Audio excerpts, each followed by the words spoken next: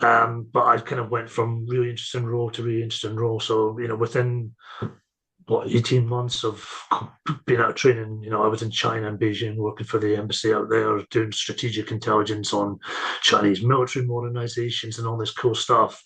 And then, I think of that time period, you had the annexation of the Crimea, the sort of bigging up of the Russia threat.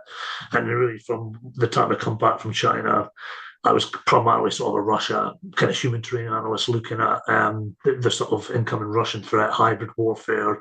And that did then start to link in a little bit with cyber when you were looking at, Russian GRU or some of the intelligence services. And again, whether it kind of went from unit to unit over the next few years, did a lot of really good stuff. Was constantly out abroad, doing different operations in Europe and North Africa and elsewhere. But yeah, I was always quite lucky that I had my little niche field. I was became a specialist in Russia and Ukraine, and all those things really kind of then set me up for a career in cyber when I decided to leave, sort of after 8 9 years.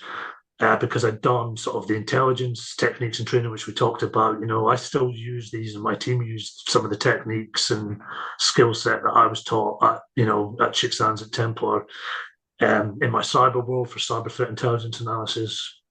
Obviously, looking at Russia and Ukraine and getting a really good understanding of the geopolitical picture, the cultural understanding of what's going on, and we use that again in the cyberspace and the cyber threat landscape all the time.